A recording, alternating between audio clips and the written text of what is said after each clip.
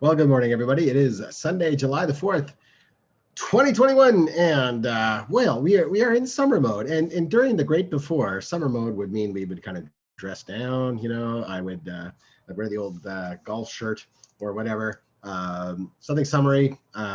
We put away the ties and the suits and the collars for the most part, and just kind of relaxed a little bit. And we back in the great before, well, Paul would be on holidays, and we would welcome a new organist into, usually Val would. And guess what? That's who we have today. Val will be playing for us today. It's wonderful. Just wait.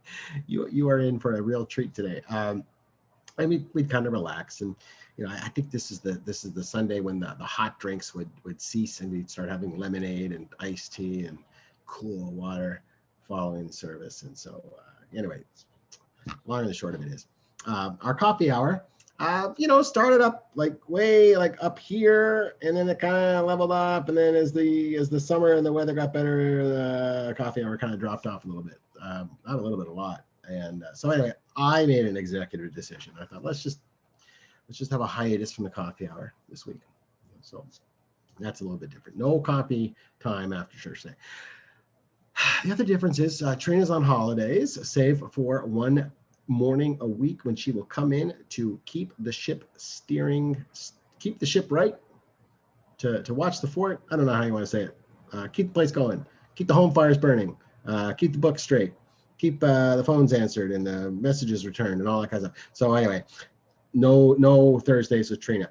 And interestingly enough, it's not surprising, but interesting enough, our Thursdays with Trina segment that we've had every week is actually the most watched part of the service. Not by a lot, by one or two views. I get to watch the stats, right, on the YouTube, because I administer the YouTube channel. So I get to see who's watching. I don't get to see exactly who's watching, but I get to see how many people are watching at different parts of the service.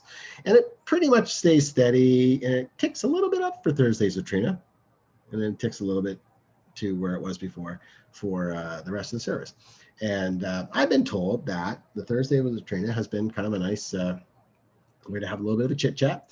And for those of you who are sheltering in place, and there's a lot of you who are still doing that, it's just kind of like visiting with friends. And that's kind of how I hoped it would be experienced. And it is. Some weeks it goes on for like 14 minutes. So not having Thursdays with Trina in our service this week means that the service is shorter than it normally would be. So I think we're like 36 or 37 minutes this week. Yeah, I was like, all right, that's all right. I got the things I gotta do. I gotta clear out the garage. Isaac and I are gonna get up there and do some work out there today.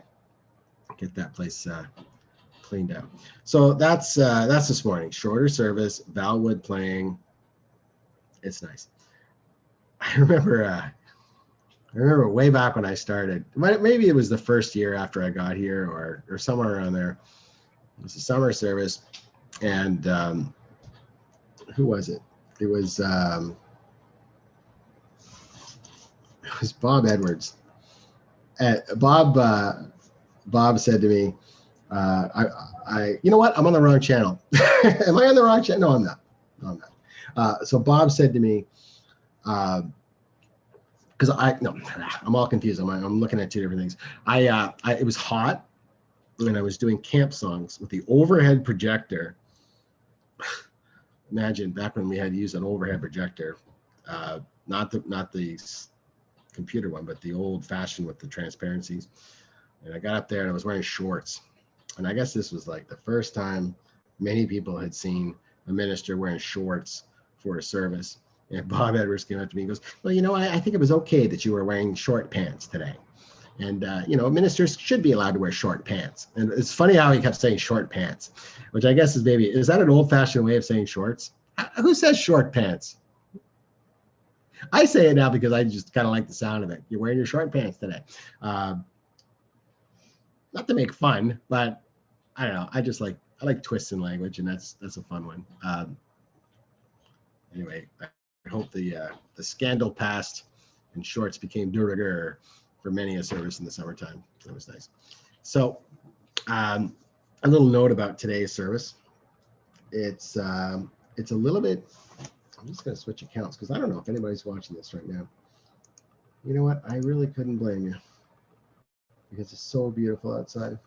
Um, we yeah. So this week's service, there's some parts of it that I think maybe a little bit hard to watch. I think it's incumbent upon all United Churches, and this is our house, right? United Church is our house. The Anglicans, Baptists, Presbyterians, Catholics, they're going to do what they're going to do. And any advice we might offer to our cousin denominations, I think would be just by to set some kind of example, just as we will watch their example as they go forward, about how to be witnesses to reconciliation and healing through residential schools. Clearly, our government and our media and our churches haven't done enough. The discovery of the bodies, we knew about that a long time before the ground radar showed it in a different way. We knew about it.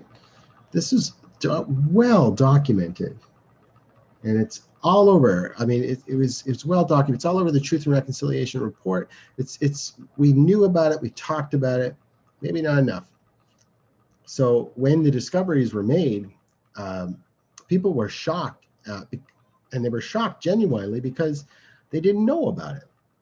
They didn't know that this was happening, and many people still didn't know that residential schools were an atrocity and even existed.